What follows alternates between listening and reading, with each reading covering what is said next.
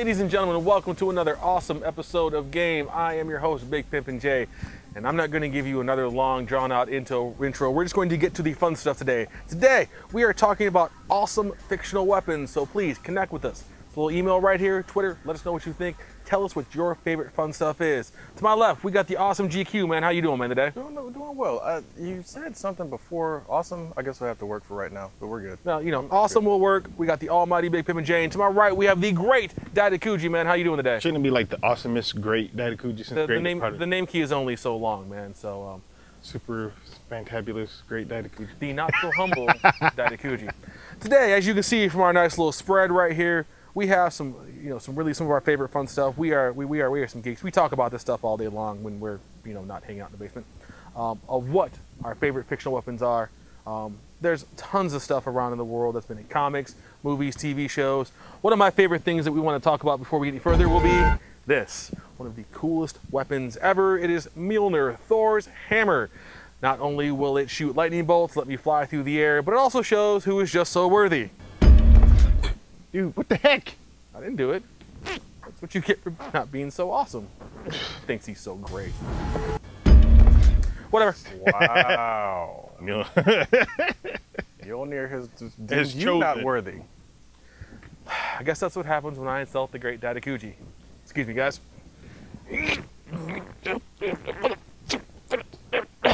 Okay, so we're just gonna leave that there for a while and continue our other topic. Guys, game on. Go right ahead, sir. You are the great one. Only on Saturdays. Good thing. Anyway, the greatest weapons. There's tons of them. If I could choose one, I mean, a lightsaber would probably be super fantabulous because, it's small, it's compact.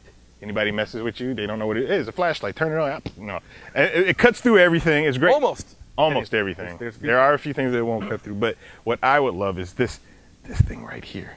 This is green. Not just because it's green, but like what it does. The green one's the awesomest one because it is green, but it's awesome because whatever you put your mind to, you can make that. So you can make a lightsaber with this thing. You don't necessarily need a lightsaber. You don't need, Wolverine's claws. You don't need any of that stuff because you can just boom. See, I don't know if you can make a lightsaber because Disney owns Star Wars now, and that ass or DC, so and they won't call it a lightsaber. They'll call it an illuminated sword, a plasma sword or something. But essentially the same thing. But everything that you want and can think of can be done with that one. So to me, that would be all powerful, most powerful.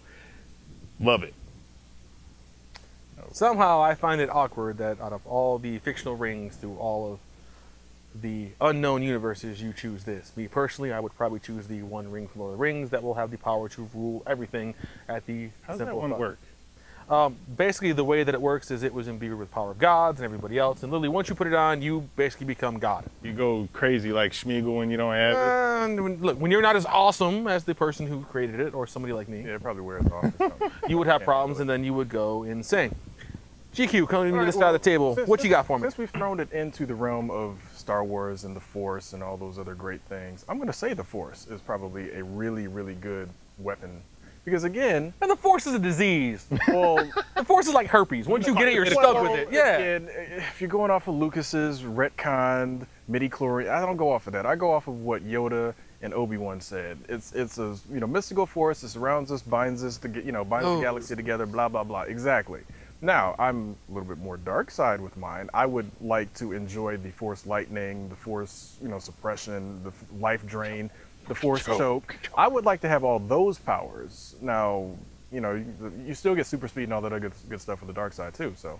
The Force is one of those interesting fictional weapons, I would agree. Now, we were talking off camera, and you wanted to bring up the whole Death Star idea. Oh, the Death Star definitely is.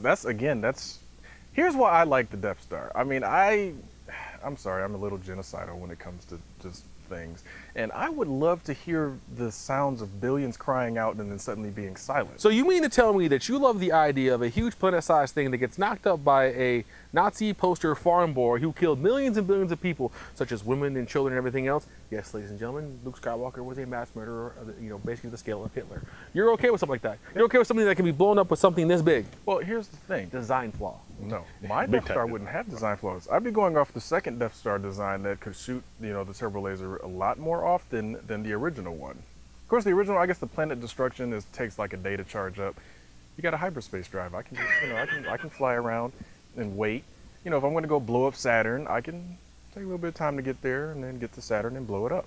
There's nothing wrong with that. Again, the idea of having a huge space station that will blow up anything under the sun, I think is honestly very cool. You're absolutely right. Now, let's break it down to something that maybe like one person can use. One person? One person. While I like the ring idea, I'm not going to lie, man. The idea of having like something out of Evangelion, something out of Macross. Right. Dude, a Macross Valkyrie, to me, not only can I fly around and impress the chicks, because let's face it, it's a cool fighter, but along those lines, I can turn that thing into a robot and blow the hell out of anything. To me, that just sounds all kinds of awesome, man. I'm sorry. I think that one's kind of awesome if you're by yourself, but if you have 4 of your best friends... Then you need a Mighty Morphin Power Ranger or Voltron. Exactly. Yeah. Okay. I got the green one. See, but thank you, Captain Obvious. Right. Right. No, see, the problem with Voltron was the fact that the people running Voltron were idiots. Quite frankly, I'm sorry. You walk in with Blazing Sword, another cool fictional weapon, instead of all this rocket shooting, lion fist, machine gun. Dude, pull out the super sword, cut the thing done, go have a beer. Yep. Wait, hold on. Weren't they? The cockpit of the Voltron thing was in the lion's head, correct? Yes. So if you just happen to be the one in the lion attack, shooting off the fist, that basically means that they were basically shooting you, firing you off the island. Nope. Actually, what ends up happening when they form Voltron, all those seats go up to the big black lion and then the black lion head. Oh, so the black lion is the unity of everything. Once again, it's the black lion is handling, holding things down. Ladies and gentlemen, next on the Racist Gaming segment, we will be talking about why white power inside of Darth Vader is good for all. Oh, okay. All right. Look, man, you know what? I've never established that seat thing. They did it in Power Rangers. I saw that because the Green Ranger came in and wrecked on all of them, which was hilarious. Hold on. Since you brought up Power Rangers, the whole idea of these teenage dudes, becoming these, super robot wielding dudes. I'm sorry, man. Worst comic book hero name ever. White Power Ranger. Wow, I never thought of that. The White Power Ranger. Yeah. Wow. Yeah. They also had the Black Power Ranger. Yeah, they did. Yep. And what was he wearing? Yeah, and again, what was he? He was black. Well, he was Yellow Power Ranger too. Yep. And she was. They had them all. Asian. Like I said, next time on Racist Gaming segments, we'll be coming straight into your home and wrecking your childhood dreams. We do have some fun stuff here.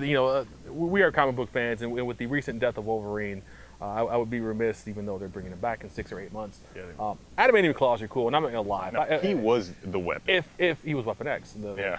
I'm not gonna lie. If I've always thought of like having these would just be the funnest thing in the world, because I'm bored. I want to walk into a bank. I want a Slurpee. Here you go, man. I mean, these things will cut through just about anything, man. Mm-hmm. And invariably, hopping on an airplane and going through metal detectors with these, I thought would just be the coolest things in the world to try to describe it to They people. would make extracurricular activities with women a little bit problematic. Well, no, it also depends on your sleeping habits. You got to leave them in, man. You control those things. Yeah, just but like, how does he actually control them? They've never really addressed that.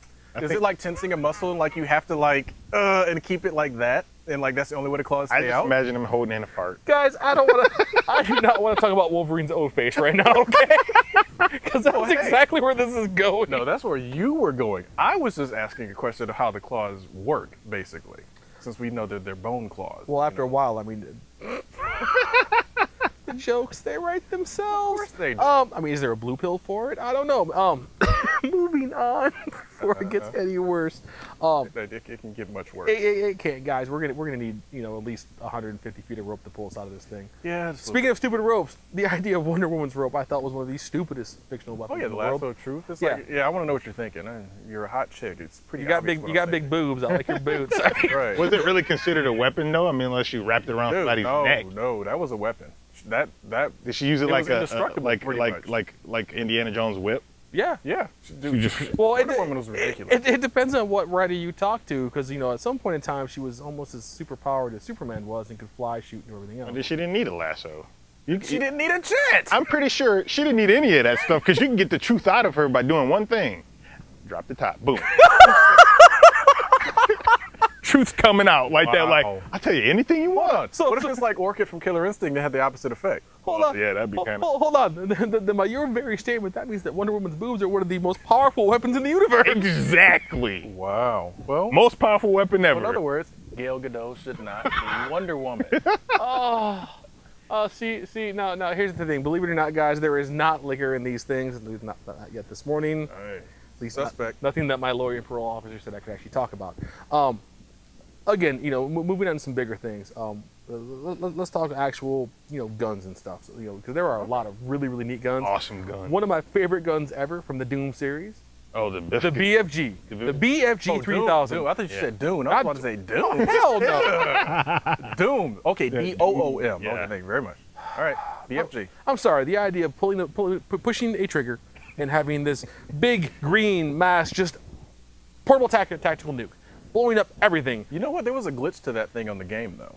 If you fired it, like let's say for example you're like fighting a cyber demon, you fired it at him. If you looked away, the blast didn't have an effect. You're right. I noticed it in Deathmatch. Yep. It's like you shoot somebody with a BFG. If you didn't watch the bullet hit them, it didn't have any effect on them. Well, you only shot at the floor. Well, yeah, true. You know, along those lines, the Chicago typewriter, Resident Evil. Dude, listen, yeah, you can't tell me the idea of walking around with a Tommy gun that would never run out of ammo. Okay, but full disclosure, this is what makes it fictional. It's an unlimited ammo. You never have to reload it. Ever. Well, you're a good guy. Good guys never have to reload. Of course not, but I mean, you know, with a Tommy gun, you get like what, all of like 25 rounds in like 10 seconds? No, I mean, no, you get like 120 rounds, but it takes about 7.3 seconds. Oh yeah. I'm gonna say that machine gun sounds awesome, but one that even more awesome than that is the Lancer, Gears of War. You got your machine gun and your chainsaw. Okay, all right. I see where You're going coming there. with that. It may not have unlimited ammo, but if you run out of ammo, you better watch out because you're about to get chopped in half. I know you guys haven't. I don't know if you guys have tackled these yet. You can do that kind of stuff in Dead Space. Really? Dead Space will give you the idea of literally making a Gatling gun and a chainsaw weapon all into one thing. And I'm sorry, walking around just, you know, unloading and then reload, just chain the mess out of people. Again, anything that will help you rip limb from limb in a heartbeat would be great.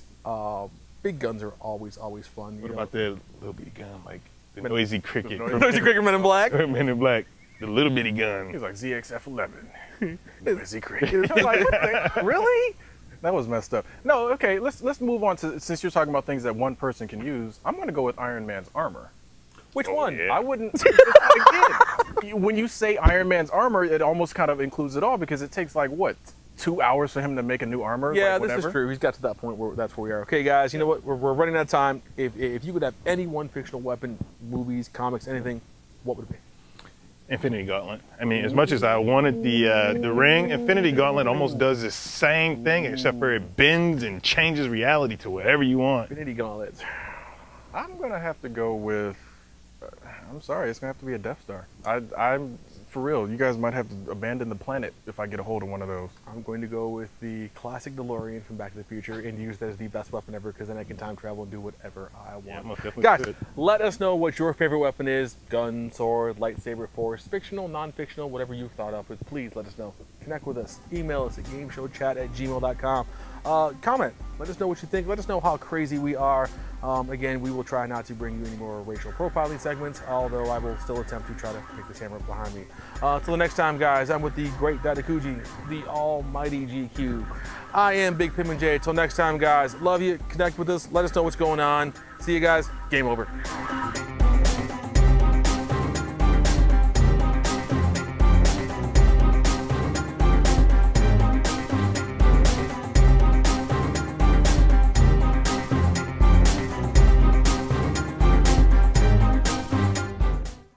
Here the true nature of man is laid bare.